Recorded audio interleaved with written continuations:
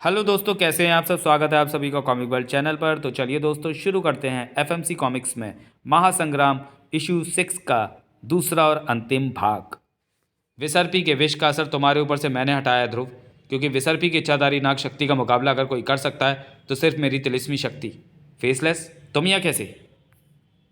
गलत सवाल ध्रुव।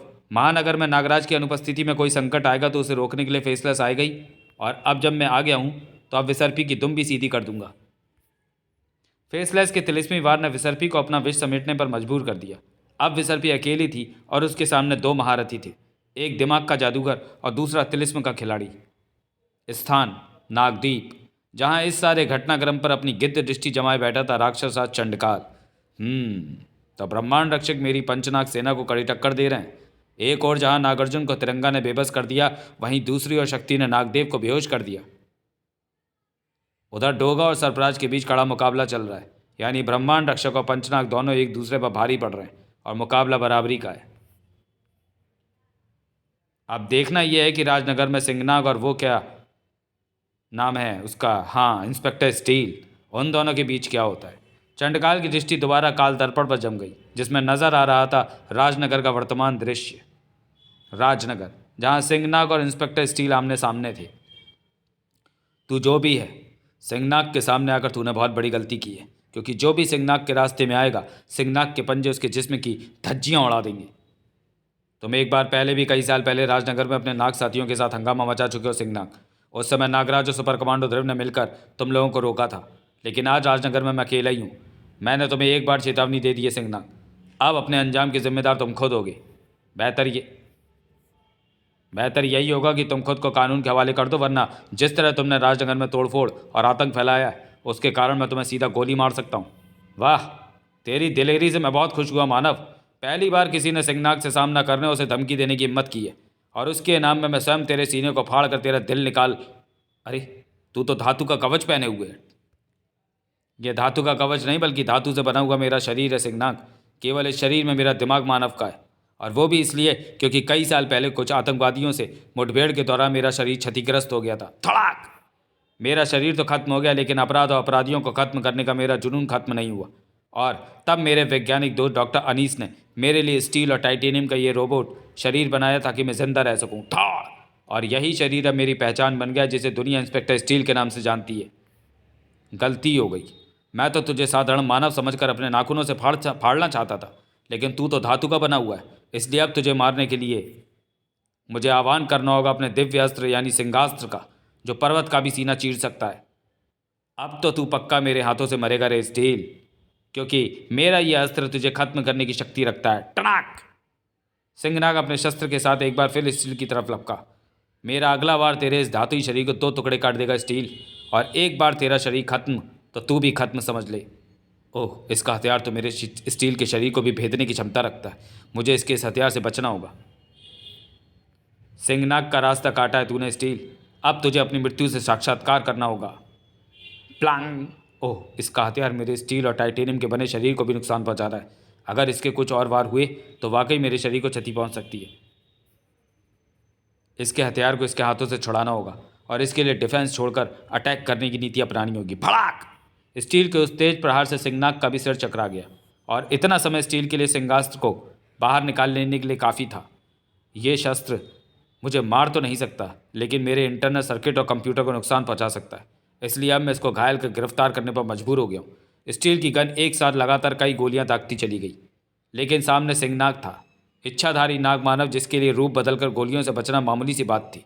हा हा हा हा हा हा, ये गोलियां मुझे छू भी नहीं सकेंगी स्टील। अगले ही पल सिंहनाग सर्प रूप में स्टील के शरीर से लिपटता चला गया। अब तू नहीं बचेगा स्टील। मेरा सर्प शिकंजा तेरे शरीर को किसी टीन के डिब्बे की तरह पिचका देगा, क्योंकि एक बार जो मेरे शिकंजे में फंस गया, उसके बाद उसकी लाश ही इस शिकंजे से बाहर निकल पाती है। सिंहनाग का शिकंजा कसने लगा। पता नहीं किस धातु का बना हुआ है तू, जो मेरी सर पकड़ भी इसे तोड़ नहीं पा रही। मैंने तुझसे पहले ही कहा था कि मेरा शरीर अब स्टील के साथ साथ टाइटेनियम धातु से भी बना हुआ है, जिसे तोड़ना तुम जैसों के बस की बात नहीं। पर दिमाग तो मानव का ही है, जिसे जीने के लिए प्राणवायु की ज़रूरत होती होगी। मैं तेरे आसपास की वायु जहरीली कर दूंगा ताकि तू सांस ना ले पाए। इतना समय तुझे नहीं मिल पाएगा सिंहनाग, क्योंकि अब मेरे शरीर की रक्षा प्रणाली ने मेरे शरीर की ऊपरी परत में 440 वोल्ट का करंट रिलीज कर दिया है। क्र, बुज़, या! इसका प्रबंध मेरे निर्माता ने इस तरह किया है कि ये मुझे कोई नुकसान नहीं पहुंचाएगी, लेकिन तुझे बेदम कर देगी। करंट के तेज झटके ने सिंहनाग को अपनी कुंडली खोलने के लिए विवश कर दिया। अब तू सबसे पहले हॉस्पिटल जाएगा सिंहनाग, और उसके बाद तेरे जैसे अपराधियों के लिए बनाई गई है स्पेशल जेल। थड़ाक! तू सिंहनाग को मामूली समझने की भूल कर बैठा है स्टील, और इसमें तेरी गलती नहीं है। दरअसल अब तक मैं तुझसे खेल रहा था, लेकिन अब मुझे समझ में आ चुका है तू शक्तिशाली शत्रु है, और शक्तिशाली शत्रु से निपटने के लिए मुझे भी अपना शक्तिशाली रूप लेना होगा। वो रूप जो आज तक सिंहनाग बहुत कम ही बार लेता है, लेकिन जब वह रूप लेता है तो शत्रु का क्रियाक्रम तय होता है। स्टील की आंखों के सामने सिंहनाग का शरीर देखते ही देखते एक विशाल रूप धारण करने लगा, और काल दर्पण में यह दृश्य देख रहे चंडकाल का अट्टहास काल गुफा को भी दहलाने लगा। हा हा हा हा हा हा हा! मान गया इन पंचनागों को भी, इन्होंने अलौकिक शक्तियां धारण कर रखी हैं। अब देखते हैं कि स्टील क्या करेगा। इंस्पेक्टर स्टील अब एक बड़े संकट में था, और रूपनगर में नागप्रीति जैसे संकट के आगे एंथनी स्वयं संकट बनकर आ खड़ा हुआ था। तू जो भी है, लेकिन तू बहादुर होने के साथ साथ मूर्ख भी है, क्योंकि तूने मेरा रास्ता रोका है। क्या तुझे पता नहीं कि मैं नागप्रीति का रास्ता रोकना अपनी मौत को दावत देने के बराबर है? एंथनी के शहर में तबाही मचाकर मौत को दावत तो तू दे रहा है शैतान, और रही तुझे रोकने की बात, तो रूपनगर में एंथनी के होते हुए तो हंगामा नहीं कर सकता। मैं एंथनी हूँ, इस शहर का रक्षक और ब्रह्मांड रक्षक दल का सदस्य, और मेरे होते हुए तो इस शहर में तबाही नहीं मचा सकता। मुझे इस बात का आभास हो रहा है कि तू एक इच्छाधारी प्रेत नाग है, और नाग नागराज के दोस्त होते हैं, इसलिए तेरी बेहतरी के लिए यही अच्छा होगा कि तू जहाँ से आया वहीं वापस लौट जा। तूने शायद मेरा परिचय ठीक से नहीं सुना है एंथनी। मेरा नाम नागप्रेती है, पंचनाग दल का सबसे खतरनाक सदस्य, और मैं यहाँ अपने स्वामी राक्षसाज चंडकाल के कहने पर मानवों को उनका गुलाम बनाने के लिए आया हूँ। इसके आगे मुझे और कुछ जानने की ज़रूरत नहीं है। तड़ाक! इतना ही काफ़ी है कि तुझे चंडकाल ने भेजा है, और इतनी वजह तुझे पीटने के लिए काफ़ी है। मार डाला। ऐसा लगता है कि जैसे इस वार ने मेरे अस्थि पंजर का हर टुकड़ा हिला कर रख दिया। मुझे खड़े होने की भी हिम्मत नहीं आ रही है। यही सुनना चाहता था ना तू एंथनी? पर अफसोस मैं एक प्रेत हूँ, और प्रेतों पर ऐसे छोटे मोटे वारों का असर नहीं होता है। अपनी बातों से तू बहुत घमंडी लगता है, लेकिन शायद तू नहीं जानता कि अगर तू प्रेत है तो मैं मुर्दा हूँ। नागप्रेती, आज तुझे अपने बराबर की टक्कर मिलेगी, क्योंकि तू मर नहीं सकता, और मैं पहले से ही मरा हुआ हूँ। प्रेत हो या मुर्दा, उसका अस्तित्व तभी तक है जब तक उसका शरीर होता है, और नागप्रेती अपने दुश्मन का शरीर ही खा जाता है। देख, तेरा हाथ तेरे शरीर से गायब हो रहा है एंथनी। हा हा हा हा हा! अरे, मेरा हाथ इसके शरीर में धंसकर गायब हो रहा है। ये मेरे शरीर को खा सकता है। मुझे खुद को बचाने के लिए ट्रांसमिट होना होगा। अरे कहाँ गया? मैं यहाँ हूँ दुष्ट प्रेतनाथ, तेरी अकल ठिकाने लगाने के लिए। धड़ाक! पीछे से वार, ये तो सरासर धोखा है। धड़ाक! तेरे जैसे मायावी के साथ धोखा करना धोखा नहीं कहलाता, और वैसे भी प्रेम और जंग में सब जायज़ होता है। तू ताकतवर होने के साथ साथ बुद्धिमान भी है अंतरी, और ऐसे लोगों को देखकर मेरी भूख और भड़क उठती है। देख, तुझे देखकर भूख के मारे मेरी लाट पक रही है। नागप्रेती के मुंह से लार की बौछार एंथनी की तरफ बरस पड़ी।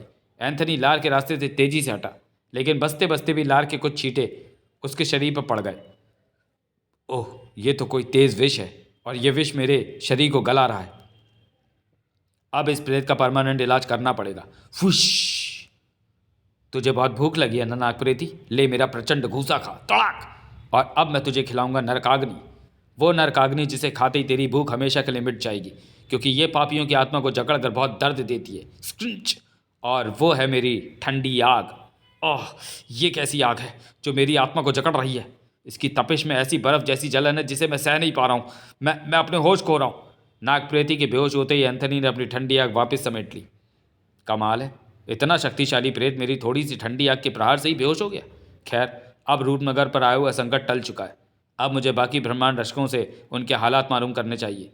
एंथनी थोड़ी देर के लिए असावधान हो गया, और यही असावधानी उसे भारी पड़ गई। अब तू नहीं बचेगा रे एंथनी। ओ ये क्या! पलक झपकते ही एंथनी नागप्रेती के मजबूत बंधन में कस चुका था। नागप्रेती, तू होश में आ गया, लेकिन यह कैसे हो सकता है? तेरी ठंडी आग खतरनाक है एंथनी, लेकिन मैं एक प्रेत हूँ, और प्रेत ठंडी आग को कुछ देर के लिए सह सकते हैं। मैंने जानबूझकर बेहोश होने का नाटक किया था ताकि तुझे पकड़ सकूं। मुझे यह शक्ति प्राप्त है कि मैं अपने शत्रु को अपने शरीर में समाहित करके खा सकता हूँ, और मेरी इस पकड़ से कोई छूट नहीं सकता। अब तू भी मेरे शरीर का हिस्सा बन जाएगा बनेगा एंथनी। ये सच कह रहा है, क्योंकि मैं ना तो इसकी पकड़ से छूट रहा हूँ और ना ही टेलीपोर्ट हो पा रहा हूँ। मैं जिसका भी भक्षण करता हूँ उसकी शक्ति मेरे शरीर में जुड़ जाती है और इस तरह से मेरी शक्ति और बढ़ जाती है। तू बहुत शक्तिशाली है एंथनी, तुझे खाकर मेरी शक्ति और बढ़ जाएगी। एंथनी सब कुछ देख और सुन रहा था, लेकिन विरोध करने की स्थिति में नहीं था। कुछ ही पलों में एंथनी नागप्रेती के शरीर में समा चुका था। तुझे खाकर तो मेरी कई दिन की भूख में मिट गई। तू वाकई में बहुत ही शक्तिशाली था एंथनी। हा हा हा हा हा। अब सम्राट चंडकाल का आदेश पूरा करने के रास्ते में कोई नहीं आएगा। नागप्रेती के भयंकर ठहाके हवा में गूंजने लगे और साथ ही साथ हवा में गूंजने लगी करकशाट। ये करकशाटें थी प्रिंस की, काव काव, जिसे सुनकर एंथनी कब्र का सीना फाड़कर बाहर आ जाता था। पर आज एंथनी का खुद का अस्तित्व खत्म हो गया था। काव काव। तो क्या आज एंथनी प्रिंस की आवाज़ सुनकर बाहर आ सकता था? प्रिंस की करुण पुकार ने आज वो कर दिया था जो असंभव था। नागप्रेती का संपूर्ण अस्तित्व तूफान में किसी सूखे पत्ते की भांति कांप उठा था। ये क्या हो रहा है? मुझे अपने अंदर से एक भीषण दबाव महसूस हो रहा है। मेरा पूरा शरीर कांप रहा है। ऐसा लग रहा है जैसे मेरी रगों में बहने वाला लहू लावा बनकर धमक रहा है। ऐसा लगता है कि जैसे मेरे अंदर से कोई तेज धार की तरह मेरे शरीर को काट कर पार आ रहा है। प्रिंस की करुण पुकार ने आज वो कारनामा कर दिखाया था जो लगभग असंभव था। एक धमाके के साथ एंथनी नागप्रेती का पेट फाड़कर बाहर आ गया। जैसे प्रिंस की पुकार सुनकर वो कब्र से बाहर आ जाता था। फचाक। हाँ हाँ, मैं ठीक हूँ प्रिंस, मैं बिल्कुल ठीक हूँ। काव काव। आज तेरी पुकार ने मुझे मौत से और मेरे शरीर को नष्ट होने से बचाया, वरना आज मैं अपना अस्तित्व खो देता। लेकिन तेरी पुकार ने मुझे दोबारा से बुला लिया। मैं तो बच गया, लेकिन पेट फटने की पीड़ा से नागप्रेती अचेत हो गया। इसकी चमत्कारी शक्तियों ने इसे मरने नहीं दिया, लेकिन पीड़ा सहन न कर पाने की वजह से ये बेहोश हो गया। चलो अच्छा है, अब शहर में शांति है। नागप्रेती के बेहोश होते ही शहर पर फैला ये काला धुआं हट रहा है।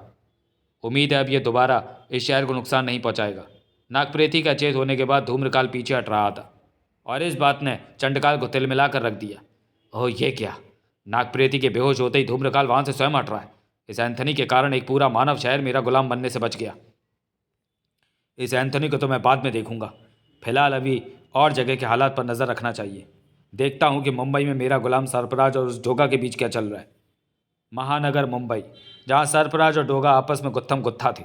हार मान ले डोगा, क्योंकि तू शक्तिशाली भले ही है, लेकिन है तो एक साधारण मानव ही, और एक मानव शक्ति में एक इच्छाधारी नाग मानव का मुकाबला कभी नहीं कर सकता। और इसका प्रमाण मैं तुम्हें अभी दे देता हूँ। धड़ाक।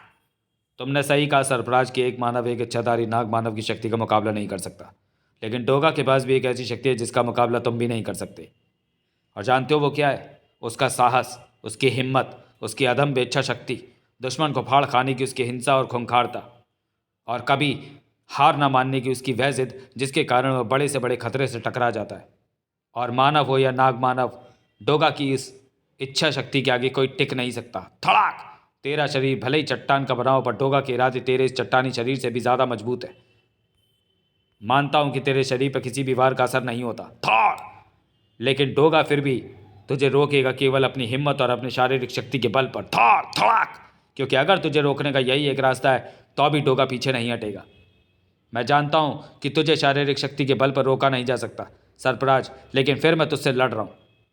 अब जब तक तू मुझसे लड़ता रहेगा उतनी देर तक कहीं आगे नहीं जा सकेगा। अजीब जीवट इंसान है तू डोगा। ये जानता है कि मुझसे लड़कर जीत नहीं सकता, फिर भी लड़ रहा है। आखिर इस बेमकसद लड़ाई का नतीजा क्या होगा? धड़ाक फड़ाक। ओह, तू मेरा समय बर्बाद कर रहा है डोगा, क्योंकि जब तक मैं तुझसे उलझा रहूँगा आगे नहीं बढ़ पाऊँगा। लेकिन अब मैं तेरी इस चाल में नहीं फंसने वाला, क्योंकि अगर आगे बढ़ने के लिए तुझे खत्म करना पड़े तो अब मैं यही करूँगा। मैंने तो पहले ही तुझे सम्राट चंडकाल का सेवक बनाना चाहा था, लेकिन तू इस लायक नहीं है। तू तो मृत्यु को प्राप्त होने के लायक ही है, और अब तुझे मृत्यु देने के लिए मुझे अपनी भूमंडा का प्रयोग करना ही होगा। थम। तुम निहत्ते भी बहुत ताकतवर और जुझारू हो डोगा, और मेरे पास तुमसे लड़ते रहने का समय नहीं है।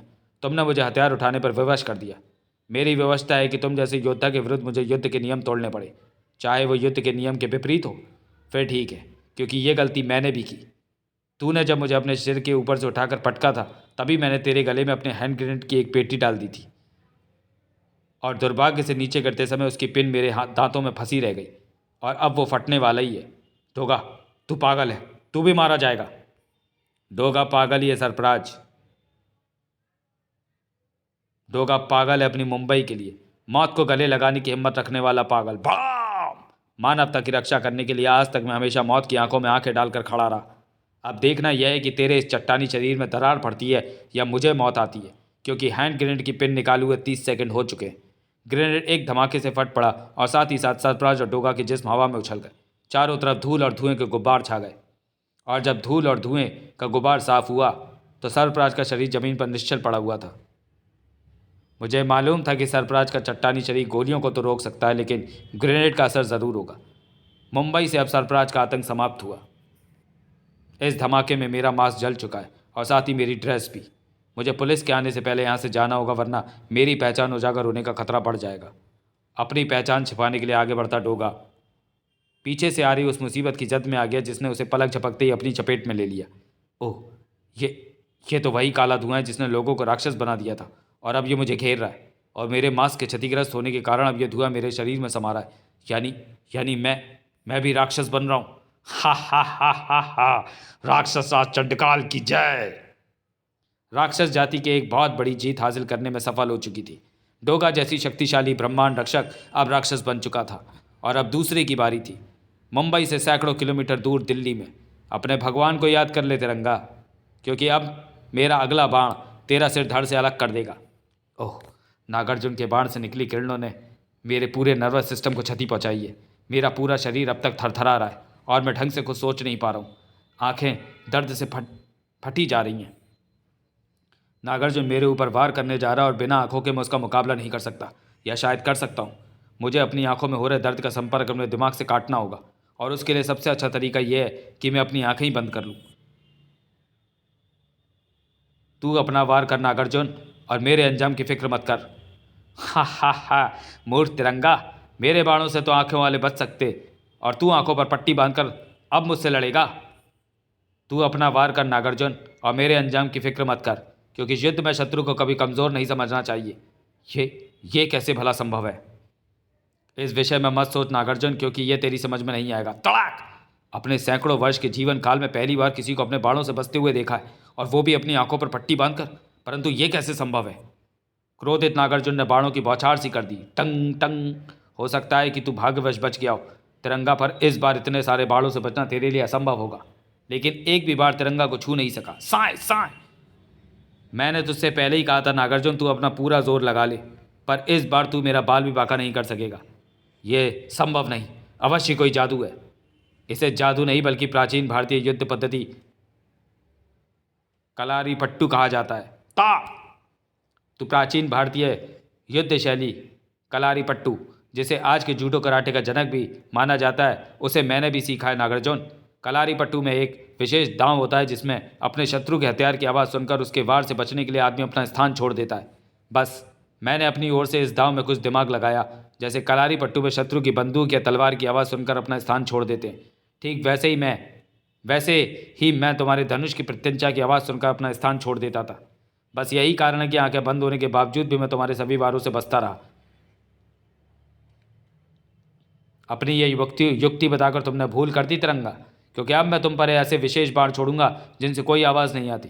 इतना मौका तुम्हें नहीं मिलेगा नागार्जुन। तिरंगा के एक झटके ने धनुष को नागार्जुन के हाथों से अलग कर दिया। तुम्हारे धनुष को तोड़ा या नष्ट नहीं किया जा सकता, यहाँ तक कि उसकी डोरी को भी काटा नहीं जा सकता, लेकिन धनुष को तुम्हारे हाथों से अलग ज़रूर किया जा सकता है। धनुष के बिना तुम्हारी हालत ऐसी है जैसे जल बिन मछली, जबकि मैं अभी भी अपनी आंखों के बिना तुमसे लड़ रहा हूँ नागार्जुन। था तुम नागबानव शारीरिक लड़ाई के आदि नहीं हो, इसलिए मैं तुम्हें ज़्यादा कष्ट नहीं दूंगा। चलो, मैं तुम्हें एक ही बार में बेहोश कर देता हूँ। तिरंगा की एक तेज किक ने नागार्जुन के होश उड़ा दिए। नागार्जुन के बेहोश होते ही तिरंगा ने अपनी आंखों पर बंधी पट्टी हटा दी।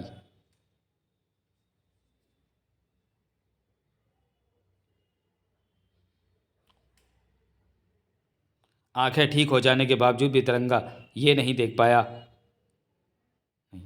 शुक्र है भगवान का कि मेरी आंखों में अब जलन नहीं हो रही है।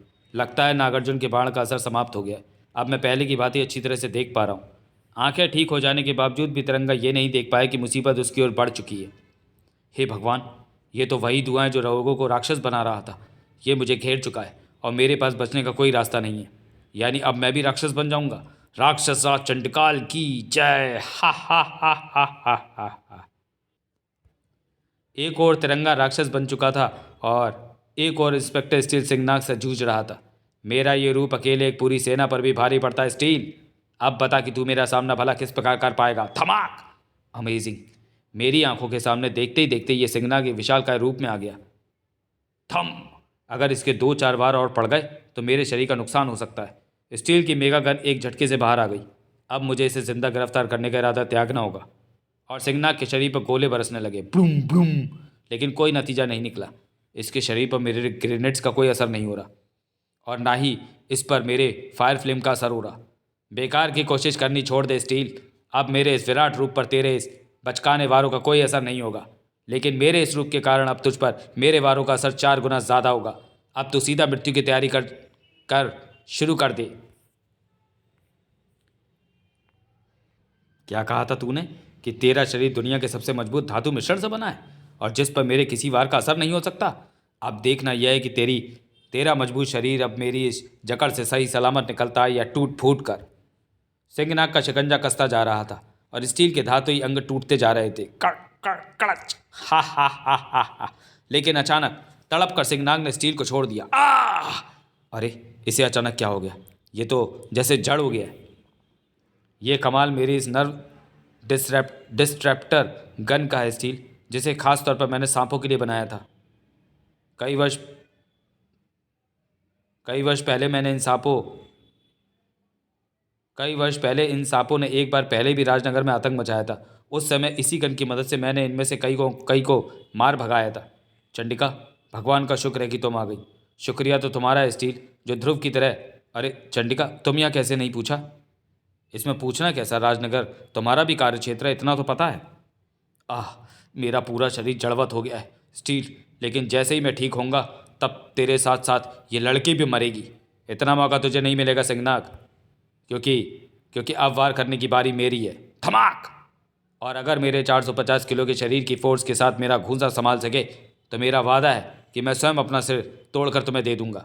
लेकिन मुझे पूरा यकीन है कि ऐसी नौबत नहीं आएगी और मेरा यकीन कभी गलत नहीं होता है। स्टील का कहना गलत नहीं था। सिंगनाग सचमुच दोबारा नहीं उठ सका। ये तो गया चंडिका, अब फोर्स को बुला करके इसे गिरफ्तार करवाना होगा। साथ ही साथ मुझे बाकी ब्रह्मांड रक्षकों को भी खबर। स्टील बचो, वह धुआं हमारे पास आ रहा है जो लोगों को राक्षस बना देता है और हम उसकी गिरफ्त में आ चुके। हम भी राक्षस बन रहे हैं। हा हा हा हा हा! महामहिम चंडकाल की जय! हा हा हा! तो आखिरकार स्टील और चंडिका भी तिरंगा और डोगा की तरह धूम्रकाल के शिकार हो ही गए। अब बाकियों की भी बारी है। हा हा हा हा हा! एक एक करके सुपर हीरो चंडकाल की चाल के शिकार होते जा रहे थे और वहाँ से बहुत दूर किसी अन्य समय काल में नागराज, शक्तिमान और परमाणु नागदीप पर महात्मा कालदूत के साथ उलझे हुए थे। शांत हो जाइए महात्मा कालदूत। मैं आपसे पहले भी कह चुका हूँ कि हम ना तो आपके शत्रु हैं और ना ही आपके क्षेत्र पर अधिकार करने आए हैं। और इन बंधनों से छूटने की कोशिश मत करिए, यह बंधन नहीं टूटने वाला। हम यहाँ आपसे आपकी मदद लेने के लिए आए हैं, लेकिन उसके पहले आप शांति से हमारी बात सुनिए। तुम अभी कालदूत के बारे में नहीं जानते दुष्टों, क्योंकि यदि तुम्हें हमारे बारे में जानकारी होती तो अवश्य जानते कि कालदूत को बंधक बनाना संभव नहीं है। कड़ाक! असंभव! ये कैसे हुआ? कालदूत ने मेरे यौगिक ऊर्जा का बंधन तक तोड़ डाला। याचक बनकर यदि जीवन की भिक्षा मांगते तो मैं प्राणदान दे भी देता, परंतु तुमने तो सीधा मुझे मूर्ख समझकर हमारे स्फटिक की मांग ली और अब तुम्हारे नरक में जाने का मार्ग प्रशस्त करने का कार्य मैं स्वयं करूंगा। शक्तिमान, तुम ठीक तो हो ना? मेरे मानस चिन्ह ने कालदंड मेरे सीने में घुसने से बचा लिया, लेकिन मेरी शक्ति छीन ली है। पर मुझे संभलने के लिए थोड़ा सा समय चाहिए। तुम स्वयं को संभालो शक्तिमान। और मैं महात्मा कालदूत को समझाता हूँ कि हम भी न्याय के रक्षक हैं और विशाला के सेवक नहीं। थोड़ी देर पहले भी मेरी परमाणु ऊर्जा ने ही इनको कुछ देर के लिए रोका था और अब भी रोक सकती है। तुम्हारी ये अजीब सी ऊर्जा हमारे लिए घातक तो है मानव, लेकिन इस बार हमारा यौगिक घेरा इसे हमारे पास नहीं पहुंचने देगा। तुम्हारी सबसे बड़ी विशेषता यह है कि तुम हवा में उड़कर हम पर वार कर रहे हो, और हवा में उड़ने वाले को धरती पर कैसे लाया जाता है यह हमें अच्छी तरह से पता है। तड़ाक! अगले ही पल कालदूत की पूंछ पूरी ताकत से हवा में उड़ रहे परमाणु से जा टकराई और चकराया हुआ सा परमाणु पूरे वेग से जमीन पर जा गिरा। थड़ाम! परमाणु भी घायल हो गया और शक्तिमान की शक्तियाँ वापस आने थोड़ा समय लग सकता है। अब महात्मा कालदूत का मुकाबला मुझे ही करना होगा। नागफनी सर्पो, बाहर आओ, क्योंकि इस समय तुम ही मेरी मदद कर सकते हो।